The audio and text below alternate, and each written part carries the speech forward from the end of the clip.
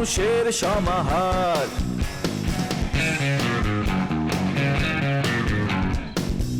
ভেতর আর বাহিরে চলছে উৎসব অপেক্ষার।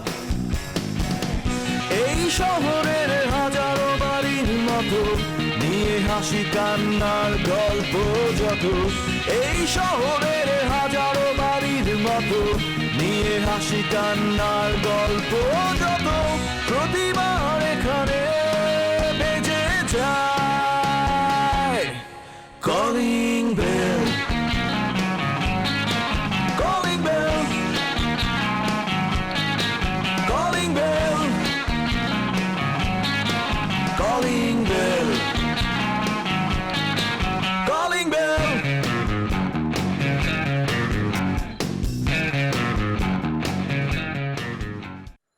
ঠিক আছে, তাহলে পরে যা করো করতে হবে।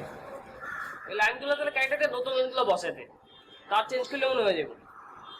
আর ঠিক আছে, পরে ফোন দিচ্ছি আমি। ওকে ওকে বাই। তুমি কি ব্যস্ত? না বল কি স্যার? একটা ইম্পর্টেন্ট কথা বলার জন্য আসছি। বল। চাচি আমাদের বাসায় আসার পর থেকে এ পর্যন্ত আমার সাথে যা যা খারাপ ব্যবহার করছে আমি তোমাদের কখনো বলছি, কখনো বলি নাই। কিন্তু যেগুলো বলছি ওইগুলোর এগেনস্টেও তোমরা ওনাকে তেমন কিছু বলো না, যার কারণে ওনার সাহস দিন দিন বেড়েই যেতেছে। ওই অভদ্র মহিলা আবার কি করছে আমরা বলতো? কত কিছুই তো করে আমার সাথে। তো আজকে এমন একটা কাজ করছে যেটা আজ পর্যন্ত এ বাসার কেউ আমার সাথে করে না।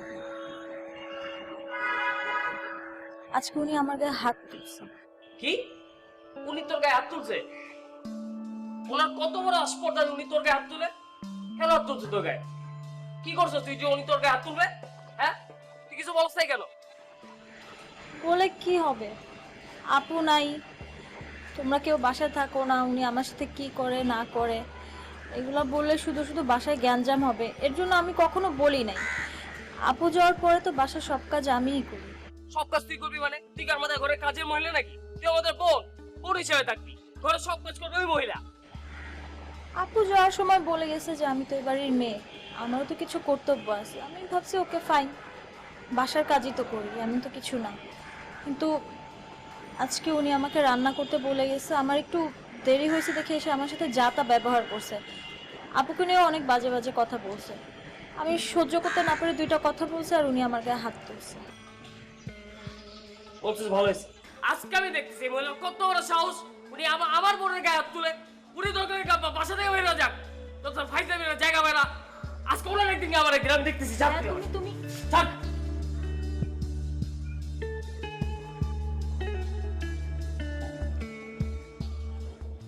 বাসায় থাকবো না বাইরে বাইরে না? না, বাসায় আছি। তোর বউ কোনে? আচ্ছা গোসলে।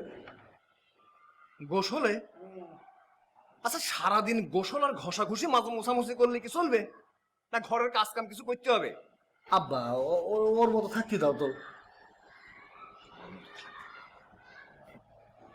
ওকে ওর মতো থাকতে দেব? আরে বউরে রাখতে হবে কন্ট্রোলের মধ্যে। একটা রশির ওই মাথা বোর কোমরে পেঁচাইয়া দিবি, আর এই মাথাটা নিজের হাতের মধ্যে রাখবি। যখন যেখানে যাবে টান দিবি, পরপর করে চলে আসবে। বউ থাকবে সবসময় কন্ট্রোলের মধ্যে। তুমি যে ফরম্যাটের কথা বলতেছো এটা 30 বছর আগের কাহিনী। 30 বছর পরে এসে এই ফরম্যাট করা যাবে না, ঝামেলা হবে। আরে 300 বছর আগের ফর্মুলা আর 3000 বছর পরের ফর্মুলা ওই একই কথা। শুনতে পাবে তো।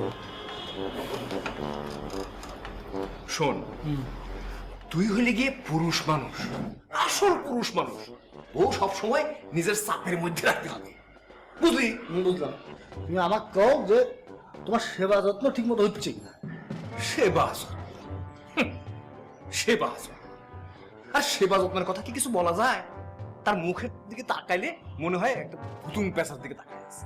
বাংলার পাস করে রাখে মুখটা। তাকে তারপর সেবা যত্নের কথা আমি কি করে বলবো? বুঝেছিস? কখন কিছু চাইবো আর মাস্টারের মতো একটা ধমক দেবে। সময় লাগবে, সব ঠিক হবে আব্বা। এগুলো নিয়ে এত টেনশন করে, সব ঠিক হবে। ঠিক হলেই হয়। তোমার কাছে ওই ওষুধটা আছে নাকি? কোন ওষুধ? ওই যে খাওয়াজনের মলমটা। তোর বলছিস চুলকানি হয়েছে? বাবু, নমস্কার। কি ব্যাপার, তুই এরকম লাফিয়ে লাফিয়ে কোথায় যাচ্ছিস? আমি তো আপনার কাছে যাইতেছিলাম। আমার কাছে যাচ্ছিলি মানে কি? আমি তো বাসায় আসছিলাম। যা কোনোদিন হয়নি, এবার তাই হয়েছে। আমাদের বাড়িতে কখনো এরকম হয়নি, তাই হয়েছে। এরকম চেঁচিয়ে কথা বলছিস কেন? আস্তে কথা বল। যে কথা বলবো না, ওই যে আপনার ভাইয়ের বউ 5 ফুট 6 ইঞ্চি, ওই মহিলা আজকে বেশি বাড়াবাড়ি করে ফেলাইছে।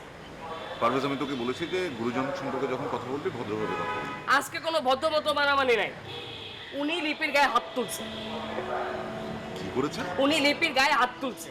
লিপি সামান্য একটু সবজি কাটতে দেরি হয়েছে, এর জন্য লিপির গায়ে হাত তুলছে। আমরা ছোটবেলা থেকে কখনো আমাদের বোনের গায়ে হাত তুলে, সেটা উনি গায়ে হাত তুলছে। আমি আমি তোর কথা ঠিক বুঝতে পারছি না, তুই আমাকে একটু বুঝিয়ে বল। মানে গায়ে হাত তুলেছে মানে কি? কি বলছিস তুই এটা? হ্যাঁ, এটা উনি গায়ে হাত তুলছে। আপনি বিশ্বাস করতে অসুবিধা হচ্ছে, আপনি ওনার সাথে যা কথা বলেন, বিয়ে যদি আজকে না করেন তাহলে কিন্তু ঝামেলা হয়ে যাবে। হয় আমি থাকবো না উনি থাকবে। পারভেজ, আসতে। যদিও সত্যি গায়ে হাত তুলে থাকে তাহলে তো এটা আসলে একদম শেষ পর্যায়ে চলে আসছে, তাহলে তো সহ্য করার বিষয় না। আমি দেখছি আমি সবাইকে নিয়েই বসবো আজকে। অবশ্যই আপনার বসতে হবে।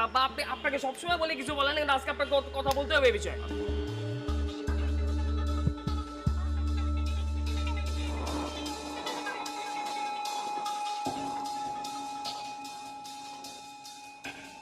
আচ্ছা সেলিম, ওই যে তুমি আমার ওই ছেলেটার কাছে নিয়ে গেলে, ওই যে পারভেজ না কি নাম, আরে ওই ছেলেটা তো একেবারে বাচ্চা ছেলে, মনে হচ্ছে 13-14 বছর বয়স। 13-14 বছর বয়সের ছেলে, সে কি পারবে ইলেকশনের মতো এত বড় একটা ক্যানভাস সামাল দিতে? ভাই, আপনি যা মনে করতেছেন সেটা ঠিক না। সেটা ওরা দেখতে অনেক ছোট মনে হলেও ওর বয়স আছে। ওর বয়স মিনিমাম 24-25। আরে বুঝলাম, বয়স নয়, না থাক বা না থাক, কিন্তু একটা কণ্ঠ তো থাকতে হবে, যে কণ্ঠের বলে মানুষ রাজনীতি করে। বলে ভাই সব, আমি আপনাদের জন্য জীবন দিতে পারি, আমার এই জীবন আপনাদের জন্য উৎসর্গ করলাম। এই গমগমা ভোকালও নাই, আবার তোমার এই যে স্বাস্থ্য বডিও নাই। এই ভোকালটা মনে হয় যেন মেয়ে মানুষের মতো ম্যাচ ম্যাচ প্যাচ প্যাচ ভোকাল। তো এই ভোকাল দিয়ে রাজধানী হয়? ভাই, রাজনীতি ভোকালেও হয় না, আবার বডিতেও হয় না। রাজনীতি হয় হচ্ছিল আপনার ব্রেনে। পারভেজের যে পলিটিক্যাল ব্রেন কোনো কোনো সময় শোয়েব ভেরো ছাড়াই যায়। আর আমি শোয়েব বাইরে সারা যাক আর জেনে যাক, আরে আমি অনেক দূর যেতে পারবো কিনা সেইটাই বললো। আপনি অবশ্যই অনেক দূরে যাবেন। আপনার পেছনে আমরা আছি, হ্যাঁ। পারভেজ আছে। আমরা সবসময় আপনাকে পেছন থেকে ঠেলা দিচ্ছি। আর আপনার সামনে না গেলে তো আমরা আপনার পিছিয়ে পিছিয়ে আগাতে পারবো না। আপনি অবশ্যই সামনে যাবেন। তাই না? তাহলে চলো প্রেসে যাই। এই যে আমাদের পোস্টার, তারপরে যে ব্যানার কি হবে, এই ডিজাইনটা দেখে আসি, চলো। হ্যাঁ, আপনি তো এখনো নমিনেশন পেপারে জমা দেননি। আরে দূর, জমা তো দেবো, নমিনেশন দিলেই তো আমি জমা দেবো, কাজও হবে। তার আগে চলো চলো, আসো তাই। কি ব্যাপার, আজকে বাসায় এত চুপচাপ? চুপ থাকবো না তো কি করবো? হট্টগোল করবো, চিলেচিলি করবো, লাফালাফি করবো? তুই এইভাবে কথা বলছিস কেন? এভাবে কথা না বলে তো উপায় নেই। পাশে তো তাই হচ্ছে, হট্টগোল হচ্ছে, চিলাচিলি হচ্ছে। এরকম না করে সরাসরি বল কি হয়েছে। কি আর হবে, যা কোনোদিন হয় নাই তাই হয়েছে। লিপির গায়ে চাচি হাত তুলেছে। আমাদের ছোট বোন আমাদের সাথে আছে, আমরা কখনো তার গায়ে হাত তুলিনি, কিন্তু চাচি হাত তুলেছে। কেন হাত তুলেছে? লিপি একটু কথার জবাব দিয়েছে আর একটা কাজ করতে দেরি করেছে, তাই লিপির গালে চাচি হাত তুলেছে। তুমি তো কিছু বলতে পারো, তাই না? তোমার তো কিছু বলা উচিত, এখন তো বলার সময় চলে আসছে।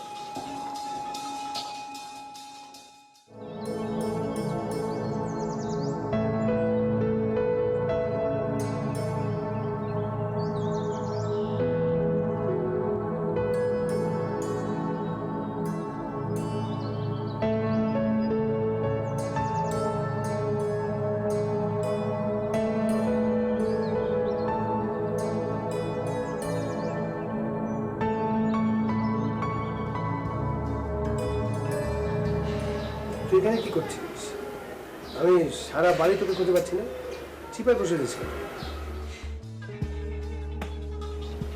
বাসার যেই সিচুয়েশন, আমি তোর বাসায় থাকতে পারবো না। এসব আজে বাজে কথা বলবি না। চাচি আমার সাথে রোজ রোজ যেরকম বিহেভ শুরু করছে, আমার মনে হয় কিছুদিন পরে বাসা ছেড়ে চলে যাওয়া লাগবে। এসব উল্টাপাল্টা কথা আমি ফার্দার শুনতে যাচ্ছি না। জানো চাচু, চাচি আমার সাথে যত খারাপ বিহেভ করে না, আমি না এগুলোতে ইউজ টু না। এ বাসার কেউ কখনো আমার সাথে এইভাবে আচরণ করে না। আমি যত অন্যায় করছি, যত দোষ করছি, তোমরা কখনো আমার সাথে এতটা খারাপ বিহেভ করো না। হ্যাঁ, শাসন করছো, তো শাসনের পর আবার আদরও করছো। কেউ কখনো আমার গায়ে হাত তোলে নাই। পারভেজ ভাইয়া এত রাগী, তারপর কখনো আমার গায়ে হাত তুলে নাই, বকা দিছে, শাসন করছে। বাবা, শিউলি আপু, ইসাক ভাইয়া সবাই আমাকে আদর করে। তুমি তুমি তো ছোটবেলা থেকে আমাকে কোলে করে মানুষ করছো চাচা। আমাকে তো জানো তোমরা সবাই আমি কিরকম, সবসময় এত আদর করছো, কখনো কেউ আমাকে গায়ে হাত তুলো নাই।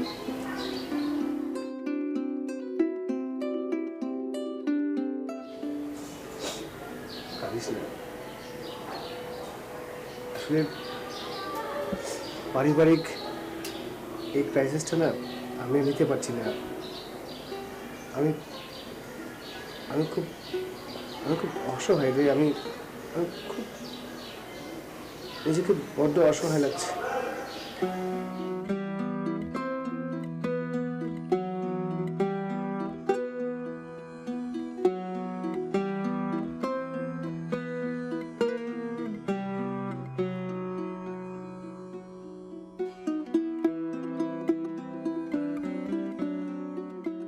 তুই চলে আয় না টাইম করে একদিন বাসায়। হ্যাঁ আয়, আমরা সারাদিন ধরে অনেক গল্প করবো, অনেক মজা হবে, ঠিক আছে? না দেখতেছি আসলে আমি বাসা সারাদিন জানিস না এত কাজ করি, কাজের মধ্যে থাকি, সময় পাই না।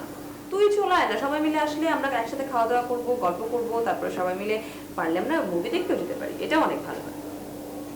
না না কোনো সমস্যা নাই, কোনো সমস্যা নাই, মুভি দেখবো, গল্প করবো। তুই কেন ভয় পাচ্ছিস বলতো? আচ্ছা ঠিক আছে, আচ্ছা ঠিক আছে, শোন আমি তোকে পরে আবার ফোন দিচ্ছি। হ্যাঁ, ওকে বাই। পুষ্পিতা ফোন করেছিল, ও চাচ্ছে যে সবাই মিলে আমরা একটু বাইরে যাই, বাইরে গিয়ে মুভি টুভি দেখি, বাইরে খাওয়া দাওয়া করি। দেখো পারুল, কাজটা ঠিক হয় নাই। কোন কাজটা? আমাদের ফ্যামিলির একটা ট্র্যাডিশন আছে। আমাদের এই পরিবারে যে ঘটনাটি এখন পর্যন্ত ঘটেনি, তুমি ঠিক সেই ঘটনাটি ঘটিয়েছ। কোনটার কথা বলছো আমি ঠিক বুঝতে পারছি না। তোমার বুঝতে না পারারই কথা। যে জিনিসটা তোমার মধ্যে এক ধরনের অভ্যাসে পরিণত হয়ে গেছে, সেটা আমাদের মধ্যে ছিল না। তুমি আমাদের পরিবারের একটা মেয়ের গায়ে হাত তুলেছ। ও এখন বুঝতে পেরেছি, লিপির কথা বলছো তো? আমি ওর গায়ে হাত তুলেছি, আমি কেন তুলেছি এগুলো নিয়ে কথা বলছো? মানে অলরেডি তোমার কাছে কমপ্লেন করা হয়ে গেছে। কমপ্লেন না, দেখো পারুল, কেউ আমাকে কমপ্লেন করেনি। লিপি কাঁদতে কাঁদতে অস্থির হয়ে যাচ্ছে। যেই লিপির গায়ে লিপির বাবা, লিপির চাচা, লিপির বড় ভাই, লিপির বড় বোন কেউ কোনোদিন হাত তুলেনি। আমাদের ফ্যামিলিতে এটা নেই পারুল। আচ্ছা আমি ওর গায়ে হাত তুলেছি, নিশ্চয়ই পেছনে কোনো রিজন আছে। আগে জানো রিজনটা কি, তারপর তুমি আমার সাথে এভাবে কথা যে বলো। কোনো রিজন থাকতে পারে পারুল, যে কোনো রিজন থাকতে পারে। সেই জন্য বড় ভাই আছে, আমি আছি। তুমি চাইলে একটা মিটিং ডাকতে পারো, বিচার দিতে পারো। তুমি গায়ে হাত তুলবে কেন? গায়ে হাত তুলতে পারো না। বুঝতে পেরেছি আমি যে ও শুধু তুমি না, এই বাসার সবার এভাবে কান ভরছে, আমাকে নিয়ে কমপ্লেন করে বেড়াচ্ছে। আমি তো বুঝতে পারছি, আমার কাছে সবকিছু ক্লিয়ার। দেখো পারুল, আমি তোমাকে বারবার বলেছি বি রিজনেবল, বি রিজনেবল। তুমি ঠিক আছে ওদেরকে শাসন করো, ওদেরকে কিছু একটা বলো, ওদেরকে অনেক কিছু বলতে পারো, গায়ে হাত তুলতে পারো না। অনেক কিছু ভালোবাসা দিয়ে, অনেক কিছু মায়া দিয়ে, আদর দিয়ে আদায় করা যায়। এই ফ্যামিলিতে না কেউ মায়া ভালোবাসার কথাটা বোঝে না, সবগুলাকে শায়েস্তা করতে হয় শাসন করে। আচ্ছা ঠিক আছে, ওকে ফাইন, আমি দেখি, আমি কথা বলি ওর সাথে। কেন মেরেছি, কি করেছি আমি তো দেখে, আমাকে বুঝতে দাও না, ব্যাপারটা। তুমি কথা বলবে না। আমি বলবো কথা, আমি এখনই গিয়ে কথা বলবো।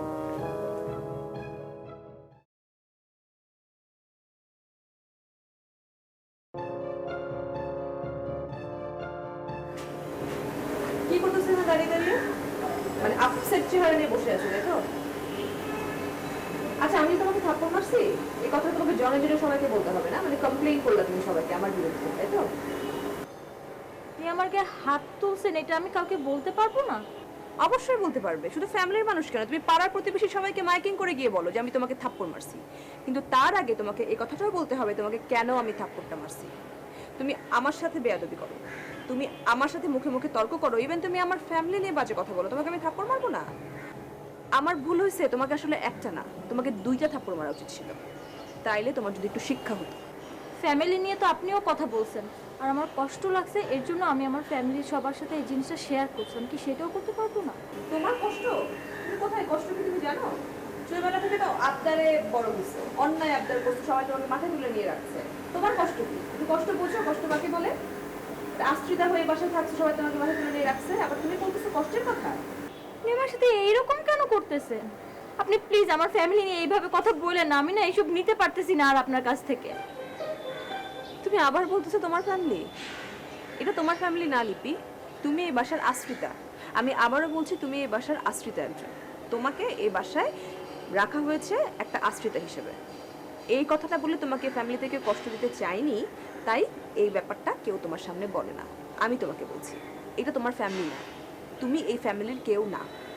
আমার ফ্যামিলি নিয়ে এইভাবে কথা বলেন না প্লিজ।